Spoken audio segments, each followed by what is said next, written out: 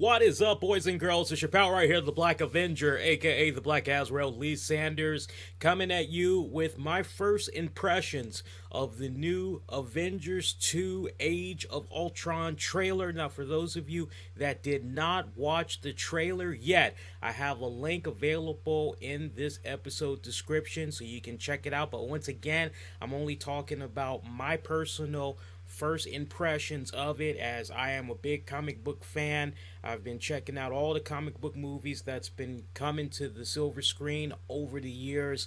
Very ecstatic. Now, to give you guys just a little bit of a brief recap, originally the Avengers 2 trailer was leaked, and it wasn't by Marvel. You know how it is sometimes, and it's one of the main reasons why we see a lot of these movie production companies all get together and they're trying to do their damnedest to fight piracy, as it's just something that's just really gotten out of hands over the years. All that time, all those resources, all the money that goes into the production and the actors, and then when it's time to have the movie finally come out, pretty much a vast majority of the people have already seen it because people have been selling bootleg versions of it, whether it's on VHS or DVDs or through BitTorrent sites. It just really hurts. So we see a lot of these production companies trying to do their best to take control so that a situation where it becomes leaked doesn't happen.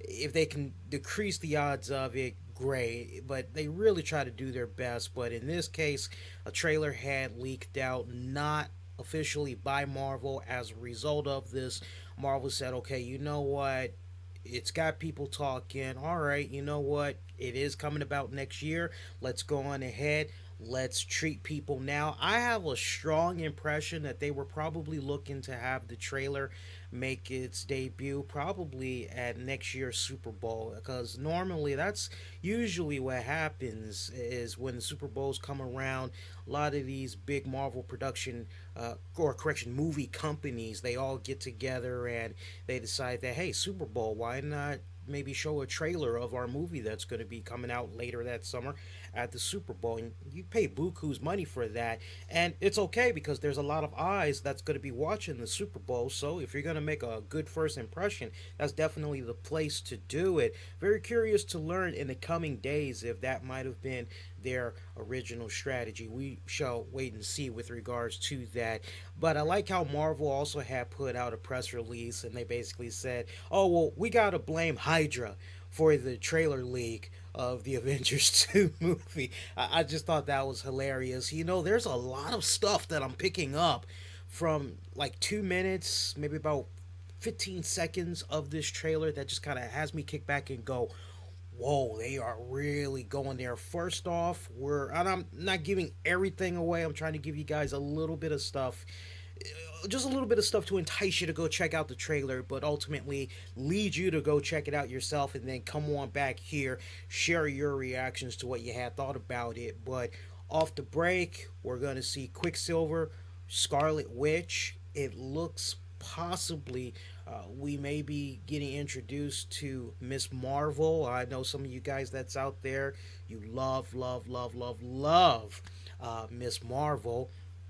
Not to mention, it's looking as though that possibly by the time Avengers 2 ends, it looks as though the core group is probably going to disband, or at least key members are going to be leaving. I can't help but wonder if this is going to set up maybe Avengers West Coast. And quite honestly, as a kid growing up in the 80s and I was collecting those comic books, I always gravitated towards Avengers West Coast. Of course, that had consisted of Scarlet Witch, Iron Man, Wonder Man, Vision. I believe Falcon was in there. At least that's the original group that I remember. I think Quicksilver might have been part of that as well. But I'm really hoping that it does kind of go off in that direction, because I think you have a really great, strong supporting cast right there. But of course, we also got to make sure that we do the whole Civil War thing, and I think Marvel definitely knows that they're sitting on something very monumental and definitely money. I mean, come on, Captain America versus Iron Man, Team Captain America versus Team Iron Man. That's going to be epic, especially if they're able to put themselves in a position where they can kind of bring back some of their other Marvel characters that normally you would not see in a crossover type of movie, like, for example, Fantastic Four, Spider Man, as those guys, if I'm not mistaken, they're over courtesy of Sony Pictures. So to be able to get them on loan for the Civil War, that would be pretty freaking epic. I definitely would love to know what you guys think about think with regards to that. I'm just excited thinking about it. Sorry for fumbling with my words there, but I just think that would be so freaking epic. We know it's going in that direction, but we can only keep our fingers crossed and hope that they're gonna hit a home run when they get ready to launch that story arc. Already hearing the rumblings that the next Captain America movie that's going to be coming out is really going to do a hell of a job in setting the tone for that Civil War. But it looks as though we're seeing a little bit of traces of it possibly in the Avengers 2 movie. Also, once again, we're seeing Tony Stark, played by Robert Downey Jr., getting choked out. Last go round, he was choked out by Loki. This go round, he's being choked out by Thor. I wonder, what's happening right here. But here, check out the synopsis for the Avengers 2 movie that's going to be coming about. Marvel Studio presents Avengers Age of Ultron, the epic follow-up to the biggest superhero movie of all time. When Tony Stark tries to jumpstart a dormant peacemaking program, things go awry and Earth's mightiest heroes, including Iron Man, Captain America, Thor, Incredible Hulk, Black Widow, and Hawkeye, are put to the ultimate test as the fate of the planets hang in the balance.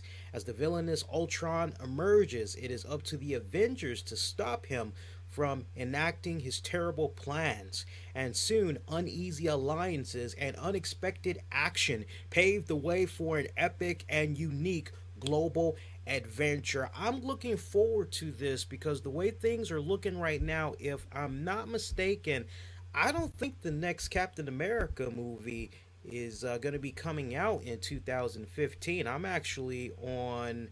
Yeah, the way it's looking right now, guys, according to IMDb, it looks like Captain America 3 will not be happening until 2016. So, the way things are kind of looking right now, this is probably going to be the next and maybe, possibly the only Marvel movie that's going to be coming about in the calendar year of 2015.